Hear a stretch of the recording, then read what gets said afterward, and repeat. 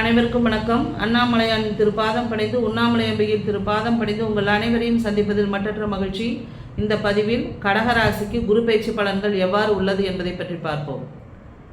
குரு பகவான் மே மாதம் 26ஆம் தேதி பகல் 11 மணி அளவில் வைகாசி மாதம் 12 ஆங்கில தேதிக்கு 26/5/2026 அன்று பகல் 11 மணிக்கு செவ்வாய்க்கிழமை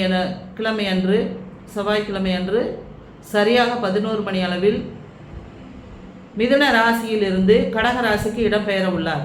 அவ்வாறு இடம்பெயரும் குரு பகவான் கடக ராசிக்கு தன்னோட ஜென்ம ராசியிலேயே பயணம் செய்கிறார். புனர்பூச நட்சத்திரம் என்பது 4ஆம் பாதம். புனர்பூச நட்சத்திரத்தில் 4ஆம் பாதம். இந்த 4ஆம் பாதத்துக்கு ஒரு சிறப்பு உண்டு. என்ன சிறப்பு? அவர் வர்க்கோத்தமம், அதாவது ராசியிலையும் சரி அம்சத்திலையும் சரி அவர் எங்கே இருப்பார்? கடகத்தில் தான் இருப்பார். அப்போ அந்த கடகத்தில் இருக்கக்கூடிய பலம் அதீத பலம். காரணம், இங்கு குரு பகவான் உச்சம் பெறுகிறார் சந்திரனோட வீட்டில். அப்போ குருச்சந்திர யோகம் உங்களுக்கு உண்டு. யாருக்கு? கடகராசி அன்பர்களுக்கு. கடகராசி அன்பர்களை தவறாமல் இந்த குரு பயிற்சி ஆகக்கூடிய நன்னாளில் முடிந்தவர்கள் யாரெல்லாம் முடியுமோ தவறாமல் திருச்செந்தூர் போயிட்டு வந்துருங்க. ஏன்னா குருஸ்தலம், கடல் இருக்கக்கூடிய இடம், நீங்கள் வழிபாடு செய்ய வேண்டிய அவசியமான தலம். அதனால் தவறாமல் எல்லாரும் போயிட்டு வாங்க, சரிங்களா? இந்த குரு பகவான் புனர்பூச நட்சத்திரத்தின் 4ஆம் பாதத்தில் பயணம் செய்வதால் நமக்கு அங்கிருந்து எங்கெல்லாம் பார்க்க போகிறாரு? 5, 7, 9ஆம் பார்வையாக குரு பகவான் தன் பார்வையை செலுத்துவார். கடகமனையிலிருந்து தன்னோட சொந்த நட்சத்திரத்திலேயே அமர்ந்திருக்கிறார். அங்கே நட்சத்திரத்தில் அமர்ந்து எங்கே பார்க்குறாரு? விருச்சக வீட்டை பார்ப்பார். தனது 5ஆம் பார்வையாக விருச்சக வீட்டை பார்ப்பார். கடகம் 1, சிம்மம் 2, கன்னி 3, துலாம் 4, விருச்சகம் 5. தனது 5ஆம் வீட்டை பூர்வ புண்ணிய ஸ்தானம் எனும் 5ஆம் வீட்டை பார்ப்பதால் சிறப்பு. தாங்கள் ஆசைப்பட்டது அனைத்தும் கைகூடும், வெற்றி கிட்டும், வெற்றி வாகை நமக்கு உடனடியாக கிடைக்கும்.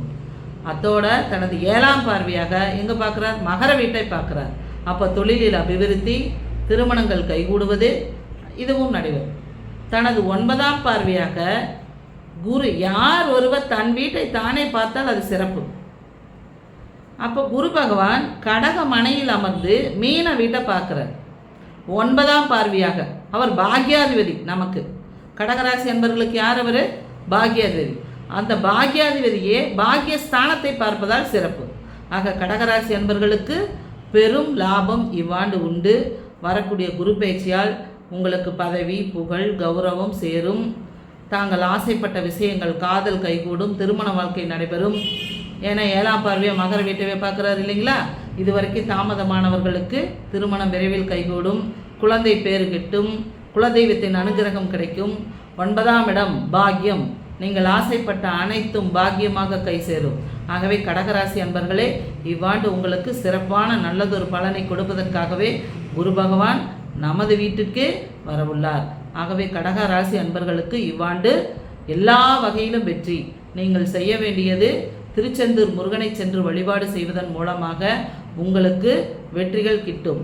வாய்ப்பு கொடுத்த அண்ணாமலையாருக்கும் நன்றி, உண்ணாமலை அம்பிகைக்கும் நன்றி, பிரபஞ்சத்துக்கு நன்றி. சிவாய நம. திருச்சிற்றம்பலம்.